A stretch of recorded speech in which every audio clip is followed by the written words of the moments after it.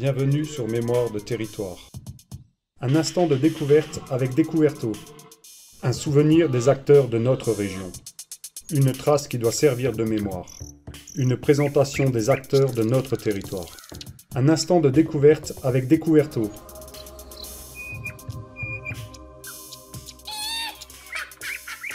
Bonjour Roderick Farny, bienvenue sur Mémoire de territoire, le podcast de l'association Découverto. Bonjour Vincent.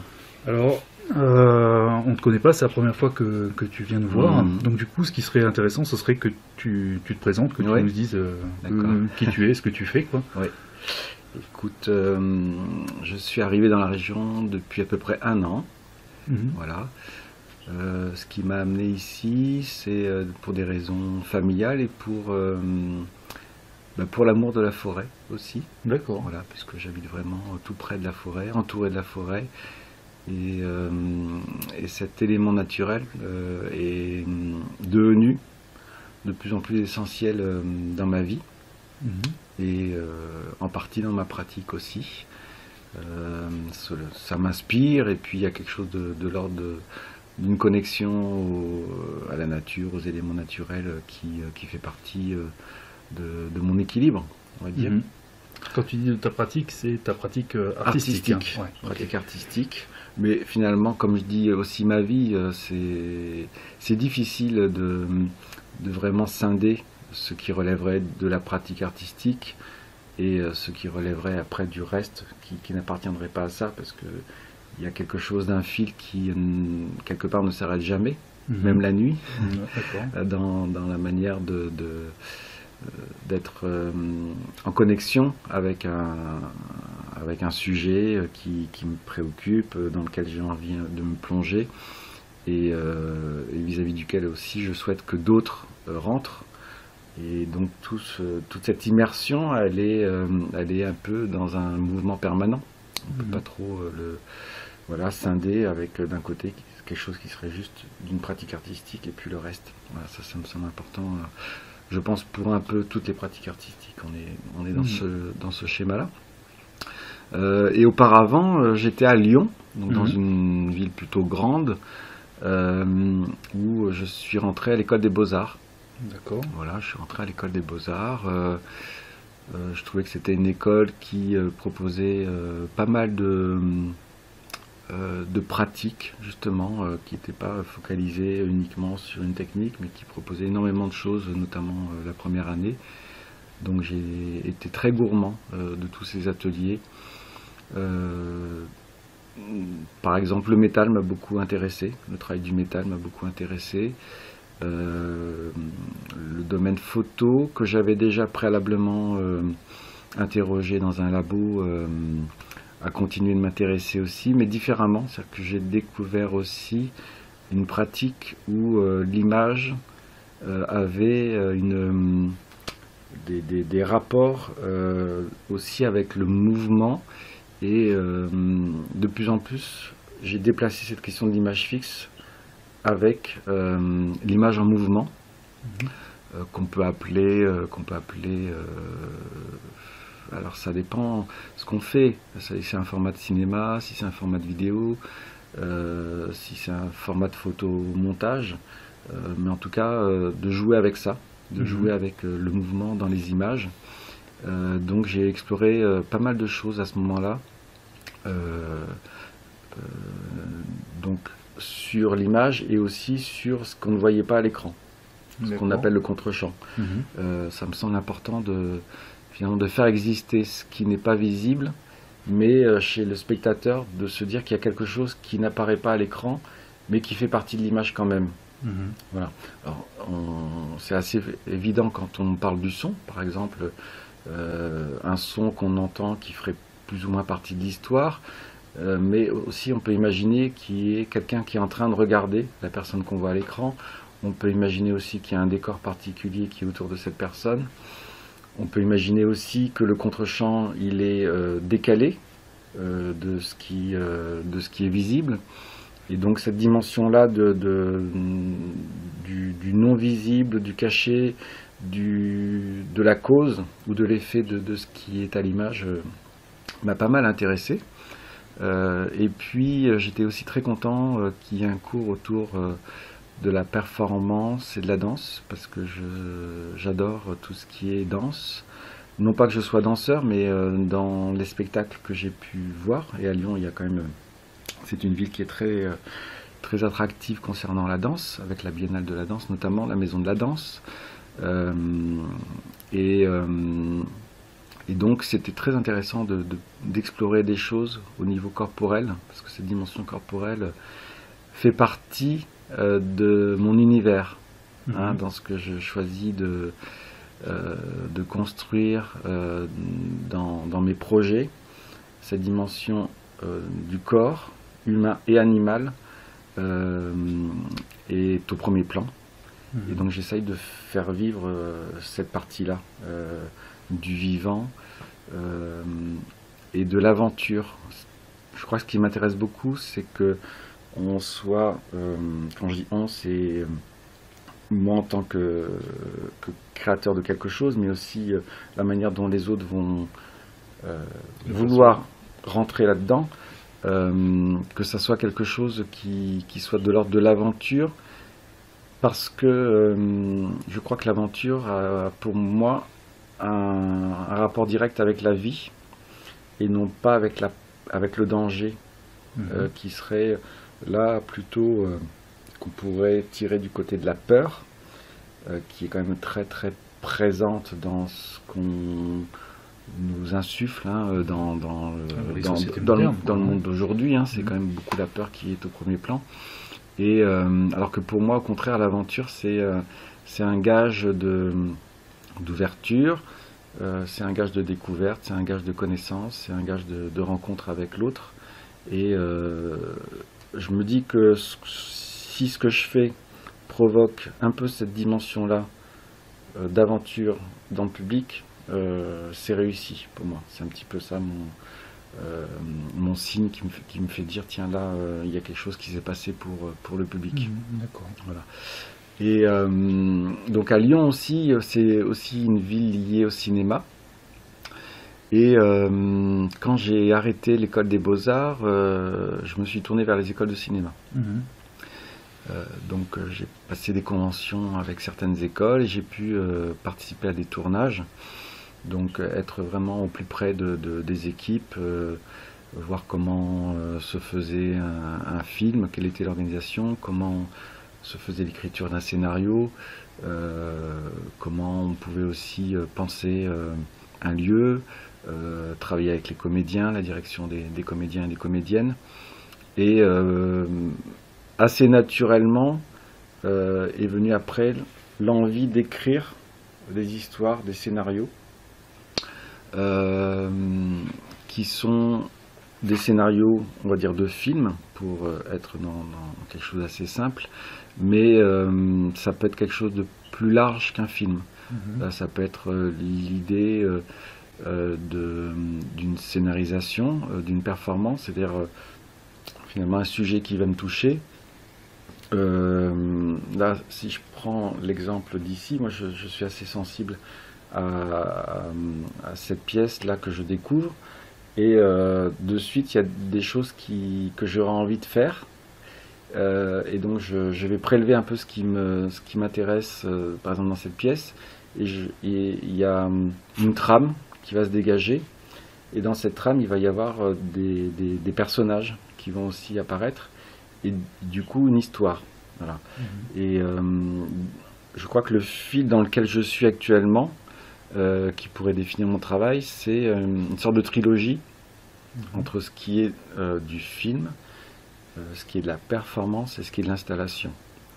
Donc là on pourrait imaginer que dans cette pièce je pense à une performance, c'est-à-dire quelque chose qui est joué en live, en direct, par un certain nombre de personnes qui racontent quelque chose plus ou moins évident, parce que je ne cherche pas forcément une narration très construite, en tout cas je cherche plutôt à ce que la personne qui regarde soit connectée par rapport au sujet que j'essaye d'amener, et en même temps que ce live se passerait, il y aurait des caméras pour filmer. Voilà, donc ça serait le volet plutôt film. Un film avec voilà, plus ou moins un travail de cinéaste sur la question du cadrage, des lumières, des mouvements de caméra. Pas forcément, en fait, ça dépend vraiment du sujet. Je cherche pas forcément à faire un travail de cinéaste dans ces moments-là. Et ce film-là, donc, serait un peu le témoignage de cette performance, donc quelque chose qu'on pourrait retrouver, mais aussi un vrai travail avec un travail de montage, des choses comme ça. Qui amène à la création, quoi. Voilà, il ne s'agirait pas de faire un travail linéaire hein, sur filmer toute la performance. Et puis après, le dernier aspect serait l'installation, c'est-à-dire une possibilité dans un endroit que le public puisse voir ce qui a été fait. Et j'aime bien aussi les aspects participatifs dans les expositions, donc le public soit aussi acteur par rapport au sujet. Et donc il y aurait une invitation pour qu'il puisse interagir aussi avec le sujet. D'accord. Voilà. Et du coup c'était à Lyon, oui, très intéressant de pouvoir à la fois avoir pu explorer quelque chose de l'art contemporain dans l'école des Beaux-Arts, de visiter quelque chose du côté des écoles de cinéma. Et puis je suis allé aussi dans une école qui s'appelle le Grim Edif, qui forme aux techniciens du spectacle, en son, vidéo et lumière. Et donc j'ai fait des petites formations comme ça, et je trouve que c'est un univers qui est très riche, où il y a souvent un travail d'équipe important, où là aussi il y a une dimension d'aventure qui est indispensable quand on décide de faire un spectacle. Et tout ça finalement se complète, puisque la lumière, que ce soit une lumière pour une salle de spectacle, pour un événement ou pour le cinéma, même si c'est pas tout à fait les mêmes types de lumière, mais en tout cas on parle de la même chose. Hein. Et puis la question du son aussi, qu'on retrouve aussi au cinéma ou même dans une installation. Et évidemment la vidéo, hein, voilà. Donc tout ça c'était très riche, et ça m'a permis d'initier des projets de performance, de films, certains qui sont réalisés, d'autres qui sont en cours. D'accord. Voilà. Et du coup, pour les gens qui te connaissent pas, comment ils peuvent découvrir ce travail? Alors actuellement il y a les ateliers ouverts qui sont une manifestation annuelle qui se passe au mois de mai sur 2 week-ends consécutifs. Donc c'était ce week-end et le prochain week-end, donc le 20 et le 21 mai. Donc c'est une manifestation qui a lieu en Alsace et dans les régions autour de l'Alsace. C'est la possibilité pour les artistes de candidater, hein, parce qu'il y a une sélection pour faire partie de ces ateliers ouverts. L'association qui gère les ateliers ouverts s'appelle Accélérateur de particules. Et donc à partir du moment où la sélection est faite, le principe est que les artistes ouvrent leurs ateliers pour que le public puisse vraiment être immergé et accéder au lieu où l'artiste travaille. Il se trouve que dans la région là, de Dabo, nous sommes plusieurs artistes à être présents. Et une des artistes a proposé qu'on se regroupe dans son atelier à l'occasion de ces ateliers ouverts. Donc il s'agit de Sylvie Simon. Et donc nous sommes voilà, présents, disponibles pour recevoir les visiteurs le week-end prochain. Donc Sylvie Simon, elle a une pratique de photographie, de travail autour de la lumière, des impressions. C'est un travail très fin et très intéressant. Il y a aussi Léa Munch qui a une pratique de sculpteur et qui là va présenter des photographies. Il y a Violaine Douarche qui a une pratique d'illustration qui présente une série de portraits, de dessins.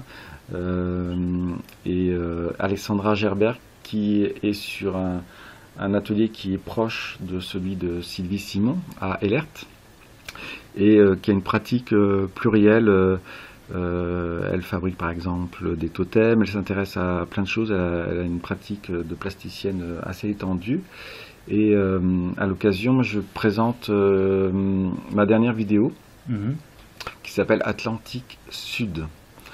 Qu'est-ce que c'est Atlantique Sud? Atlantique Sud, c'est un jeu de résonance entre une succession de sons et une succession d'images. Comment ça s'est passé? Un musicien que je connais, qui s'appelle Z-Gelt, son nom d'artiste, est parti en Amérique du Sud en janvier, février et mars de cette année, non pas pour faire de la musique, mais pour découvrir le Chili et la Bolivie. Et dans son sac à dos, il a pris un enregistreur audio. Et je lui ai demandé s'il serait d'accord pour faire des enregistrements audio de son voyage et de m'envoyer des séquences d'1 minute toutes les semaines. Et à partir de cet audio que je recevais, il me l'envoyait donc chaque semaine, dans mon environnement proche, parce que pour moi il ne s'agissait pas de voyager, mais d'être dans mon environnement, chez moi ou aux alentours, de penser, de chercher des images qui auraient un rapport avec le son que j'avais reçu. Et donc chaque semaine, j'essayais de produire une succession d'images en rapport avec ce son. C'est des rapports qui sont soit de résonance, soit de continuité, soit parfois décalés, hétérogènes. Donc finalement chaque petite séquence d'1 minute est différente. Ça a commencé par une tempête de neige où il y a eu 3 semaines de neige ici dans la région. Donc les premières images ont un rapport avec ça. Et puis petit à petit il y a eu d'autres choses qui se sont passées. Et donc on arrive à une vidéo de 13-14 minutes qui est donc la succession de ces 12 petites vidéos. Ce qui m'a intéressé, c'est de me dire, le matériel qui m'arrive, je ne le maîtrise pas.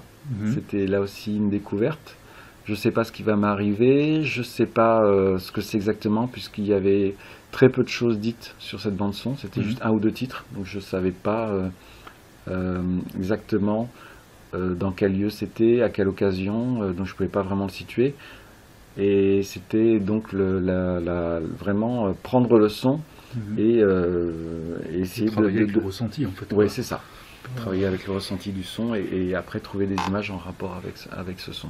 Et ces images, tu les cherchais dans une banque d'archives? Non, c'était vraiment une création en plus à chaque fois? Bien sûr, c'était une création. Là, il y a une exception sur les 12, parce que le son était tellement pour moi associé à quelque chose que j'avais filmé auparavant, que j'ai repris ces images-là, que je les ai retravaillées, mais que du coup c'est quelque chose qui existait déjà. Mais sinon c'était vraiment des images que j'ai faites au fur et à mesure où le son arrivait. D'accord. Oui, voilà. Et puis quand on rentre dans la maison de Sylvie pour accéder à l'atelier, on passe par la chaufferie, par l'endroit où il y a sa chaudière à peler.